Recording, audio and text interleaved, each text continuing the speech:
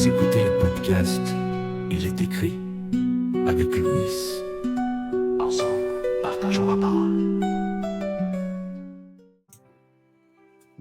Bonjour amoureux de la parole. Aujourd'hui, nous continuons dans la série Shemot et nous sommes déjà au chapitre 30, plus que 10 chapitres après celui-là, pour clôturer notre petit voyage dans le livre de l'Exode. Donc ce chapitre 30, ce n'est pas qu'un manuel ancien, il nous parle de prière, d'intercession, de sainteté, de différentes valeurs, notamment du respect de la présence de Dieu.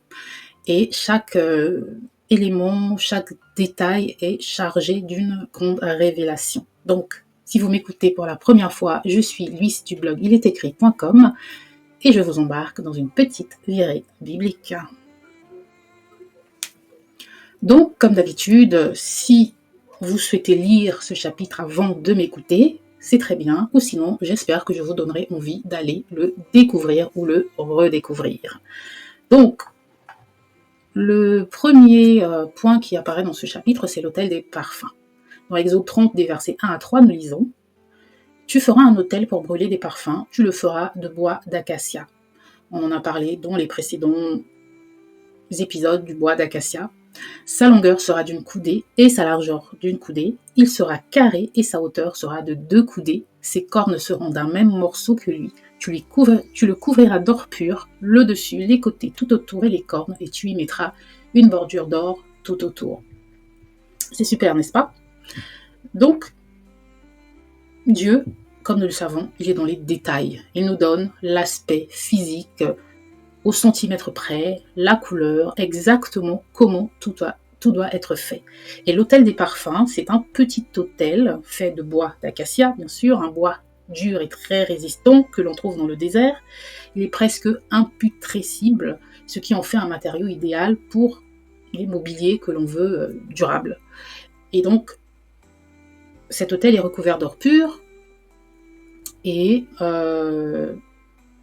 le bois d'acacia, ça peut nous rappeler également l'humanité incorruptible de Jésus, voilà, du Christ, qui était pleinement homme et pleinement Dieu.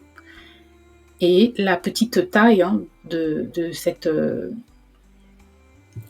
autel, qui était en gros environ 45 cm sur 45 cm, contraste avec l'autel des sacrifices, et ça montre qu'il n'est pas destiné à l'expiation par le sang, mais à la communion par l'intercession. Ensuite, on nous dit, des versets 6 à 8, tu le placeras devant le voile qui est devant l'arche du témoignage, devant le propitiatoire qui est sur le témoignage, et où je me rencontrerai avec toi. Aaron y fera brûler du parfum odoriférant, et il en fera brûler chaque matin lorsqu'il préparera les lampes. Il en fera brûler aussi entre les 2 soirs, lorsqu'il arrangera les lampes. C'est un parfum perpétuel devant l'Éternel parmi vos descendants. Donc ce parfum, c'est un parfum perpétuel, et si on va plus loin, on peut y faire comme un parallèle avec les prières qui montent constamment vers Dieu, puisque nous devons nous offrir constamment à Dieu, être des sacrifices vivants, mais c'est aussi au travers de nos prières, puisqu'on nous dit prier sans cesse, louer, la louange également, nos louanges, nos prières montent jusqu'au Seigneur, chaque matin, chaque soir, dans une régularité sacrée. D'accord? Dans le psaume 141, au verset 2, on nous dit que ma prière soit devant ta face comme l'encens et l'élévation de mes mains comme l'offrande du soir. Et encore, le parfum, qui revient également dans l'Apocalypse, Apocalypse 5.8, il tenait des coupes d'or remplies de parfums qui sont les prières des saints. Donc, les parfums peuvent également être compris comme étant les prières qui montent vers Dieu. Donc, l'encens, c'est un peu l'image même de notre prière devant Dieu, non pas une prière pressée, mais une prière odorante, travaillée, offerte avec révérence. Et ce que Dieu attend de nous, ce n'est pas un effort religieux, mais c'est une relation vivante, régulière et constante. Et bien sûr, dans la sincérité, dans la vérité. Ensuite, la deuxième partie de ce passage, à partir des versets 11 et 12, c'est le prix de l'âme. L'Éternel parla à Moïse et dit « Lorsque tu compteras les enfants d'Israël pour en faire le dénombrement, chacun d'eux paiera à l'Éternel le rachat de sa personne, afin qu'il ne soit frappé d'aucune plaie lors de leur dénombrement. Donc pourquoi Dieu demande le rachat, un rachat lors du recensement? Dans l'ancienne alliance, compter les hommes, c'était prendre la mesure de la force militaire ou économique d'un peuple. Or, en Israël, le peuple appartient à Dieu, non aux hommes. Donc le recenser sans offrande revenait un peu à s'approprier ce qui appartient à l'Éternel. Et on se rappellera cette histoire qui me pop-up comme ça à l'esprit, je n'y avais pas pensé avant, de David qui va faire le dénombrement. Et Dieu n'était pas satisfait de cela, puisqu'en réalité, la volonté de David, c'était en fait de voir combien son armée était forte, alors que sans Dieu, cette armée n'était rien. Voilà. Donc sa démarche n'était pas totalement... sa démarche ne glorifiait pas le Seigneur. Voilà. Donc le rachat ici, c'est juste une reconnaissance de la souveraineté de Dieu. Chaque homme de 20 ans et plus donnait une offrande pour affirmer que sa vie ne lui appartenait pas, mais appartenait à Dieu. Et la question que je m'étais posée, c'est pourquoi 20 ans? Parce que dans la Bible, eh bien, l'âge de 20 ans marquait la majorité militaire et religieuse, et cela apparaît dans plusieurs passages. Dans Nombre 1, 3, on nous dit « Vous ferez le dénombrement selon leur division, tous ceux d'Israël âgés de 20 ans et au-dessus, propres au service militaire. » Et dans Nombre 14, 29, « Vos cadavres tomberont dans ce désert, vous tous dont on fait le dénombrement, en vous comptant depuis l'âge de 20 ans et au-dessus, et qui avaient murmuré contre moi. » Donc l'âge de 20 ans, c'était vraiment l'âge où on prenait des responsabilités dans la communauté. Avant cet âge, on était considéré comme mineur sur le plan civique et militaire, tout simplement. Et Dieu ne fait pas de favoritisme, chaque vie a le même prix, puisque d'ailleurs Dieu va demander à ce que tout le monde paie le même montant, le riche comme le pauvre payait le même montant symbolique. Ensuite, des versets 13 à 15, on lit « Voici ce que donneront tous ceux qui seront compris dans le dénombrement, un demi-cycle selon le cycle du sanctuaire, qui est de 20 guéras, un demi-cycle sera le don prélevé pour l'Éternel. Tout homme compris dans le dénombrement depuis l'âge de 20 ans et au-dessus paiera le don prélevé pour l'Éternel.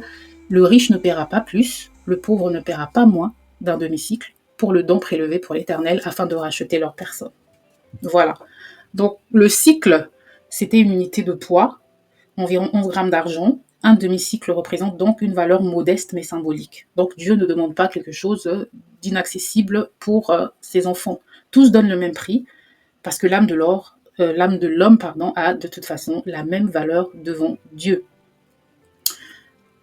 D'ailleurs, Pierre nous dira, vous savez que ce n'est pas par des choses périssables, par de l'argent ou de l'or que vous avez été rachetés, mais par le sang précieux de Christ. Donc, ça c'est pour nous dans la nouvelle alliance. Dans l'ancienne alliance, Dieu leur demandait de donner de l'argent, mais dans la nouvelle alliance, nous avons été rachetés, non pas par quelque chose de périssable, mais par quelque chose d'inestimable, qui est le sang de Christ. Exode 36 nous dit « Tu recevras des enfants d'Israël l'argent du rachat et tu l'appliqueras au service de la tente d'assignation. Ce sera pour les enfants d'Israël un souvenir devant l'Éternel pour le rachat de leur personne. » Donc l'argent du rachat servait à entretenir la communion entre Dieu et son peuple. Ce n'était pas une taxe, mais un rappel de l'alliance entre eux. Et ce geste nous montre que chaque chrétien aujourd'hui également, nous sommes responsables, nous devons participer dans l'œuvre de Dieu selon ce qui est possible pour nous, sachant que, encore une fois, dans les Écritures, et j'en ai parlé dans mon podcast sur la dîme, Dieu veut que nous donnions de bon cœur selon nos moyens. Tout simplement. Ensuite, on nous parle de l'huile de consécration et de l'onction du saint.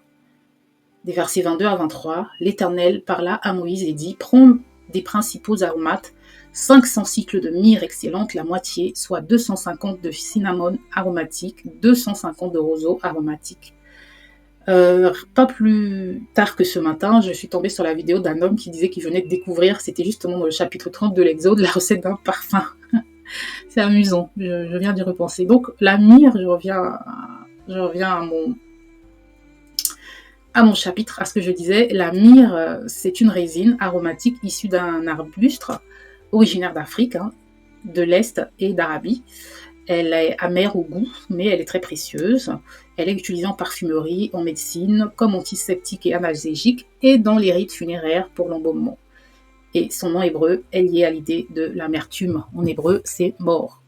Donc la myrrhe symbolise un peu la souffrance, la purification par l'épreuve, et elle annonce également le sacrifice de Jésus à qui on a offert de la myrrhe à la naissance, dans Matthieu 2, 11, et également à la croix, dans Marc 15, 23. Et dans l'onction, elle évoque la sanctification douloureuse qui peut être aussi vue comme un abandon de soi, puisque Jésus s'est abandonné. Rappelons-nous qu'à la croix, on ne nous dit pas qu'on l'a tué, on ne nous dit pas simplement qu'il est mort, il me semble. J'espère que je ne dis pas de bêtises, il faudrait que je vérifie.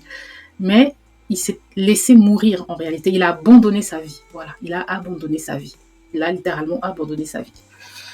Ensuite, on a le cinnamon, qui est également une écorce tropicale, aromatique, proche de la cannelle, mais plus fin et doux. Provient en général d'Asie, Sri Lanka, Inde, et servait en parfumerie comme un stimulant digestif et aussi aphrodisiaque naturel. Donc ce parfum peut symboliser la douceur et la passion de Dieu pour son peuple, et il évoque aussi l'attrait de la présence de Dieu comme une odeur qui attire et qui séduit l'âme. Tout simplement. Ensuite, on a le roseau aromatique qui serait une plante, roseau, c'est une plante des marécages au parfum puissant, originaire en général d'Inde et d'Égypte, et c'est utilisé dans des huiles, des parfums et des traitements naturels contre la douleur. Voilà. Donc c'est une plante droite, fine et souple qui pourrait évoquer la droiture, la soumission, l'écoute spirituelle, et dont l'onction, elle rappelle le vrai serviteur, est flexible, mais enraciné, docile, mais fort. Donc désolé, ce partage est un peu long, mais c'est un chapitre où il y a beaucoup de choses et j'en ai sûrement loupé. Ensuite, des versets 24 à 25, on nous parle de l'huile d'olive. On nous dit, tu prendrais 500 de casses. La casse, c'est une variété de cannelle, voilà, selon le cycle du sanctuaire, et un d'huile d'olive. Tu en feras une huile pour l'onction sainte, un parfum composé selon l'art du parfumeur, ce sera l'huile pour l'onction sainte. Donc, la casse, c'est très aromatique et c'est utilisé comme tonique et antiseptique. Et elle représente... elle vient ici, en gros, être mélangée avec de l'huile d'olive. Et c'est une épice forte qui peut peut-être montrer une forme d'intensité dans la consécration contre l'impureté, ou aussi juste une notion de pénétration peut-être un peu plus forte au niveau de... pour permettre peut-être une pénétration plus forte de l'huile d'olive, je ne sais pas vraiment. Mais en gros, tout cela, c'est intéressant. Et l'huile d'olive, on connaît, pressée de l'olivier, l'huile d'olive, elle est essentielle, on l'utilise en cuisine, en médecine, on la met sur nos cheveux, sur notre peau, elle aide même à nettoyer le visage, on en fait tout. Et bien sûr, on l'utilise dans l'onction. Et le 1 HIN, c'est environ 3,5 litres. Donc c'est pas mal, c'est pas une petite quantité. Et l'huile d'olive, elle symbolise en général le Saint-Esprit, parce que l'huile d'olive, elle sert à nourrir, à guérir, à sanctifier, à consacrer. Voilà. Et dans cette recette, elle unit les autres éléments, comme le Saint-Esprit unit la diversité des dons, des caractères et des fonctions dans le corps de Christ. Ensuite, ce qui est intéressant, donc je vais vous laisser lire le reste du passage parce que c'est très long. On va faire un bond. C'est que je vous ai dit tout à l'heure qu'il y a un homme qui avait parlé d'un parfum, d'une recette de parfum et tout. Et Dieu, ils vont faire une huile d'onction, voilà, mais également un parfum. Et Dieu va interdire la reproduction de cela pour des biens personnels, pour des fins personnelles,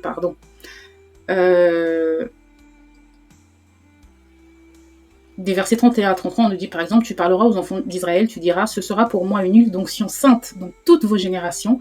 On n'en versera pas sur le corps d'un homme, et vous n'en ferez point de semblable dans les mêmes proportions. Elle est sainte, elle sera sainte pour vous. Quiconque en composera de semblable ou en mettra sur un étranger sera retranché de son peuple. Donc pourquoi Dieu interdit de reproduire cette huile ? C'est une recette sacrée, puisqu'elle représente une réalité céleste, qui est la présence de Dieu, et en faire un usage profane, ce serait blasphémer, c'est dur aujourd'hui, blasphémer la sainteté de Dieu, et en réduisant sa gloire à une imitation humaine, tout simplement. Et certains tentent de reconstituer cette huile dans des milieux ésotériques, par exemple, mais puisque dans la Bible, dans les Écritures, Dieu demande de ne pas reproduire, eh bien, moi, je pense que même aujourd'hui, en tant que chrétiens, nous ne devrions pas essayer de reproduire ce mélange. En tout cas, je n'essaierai jamais de le faire, même si c'est tentant. Voilà. Donc, je vous invite à continuer. Il y a encore beaucoup à découvrir. On parle du sakté, de l'onika ou l'onika, du galbanum, bien sûr de l'encens et d'encore beaucoup d'autres choses que nous pourrions vraiment apprendre. C'est un chapitre très riche et tout ce chapitre nous apprend surtout que Dieu est saint et qu'il désire habiter au milieu d'un peuple pur et que chaque élément de son culte est porteur de sens. L'huile d'onction, les encens, les aromates ne sont pas des accessoires, ce sont des langages de Dieu, des images de la consécration, de la prière, de la transformation intérieure par l'esprit. Si ce message vous a édifié, n'hésitez pas à liker, partager, pas moi, mais la parole. Ciao!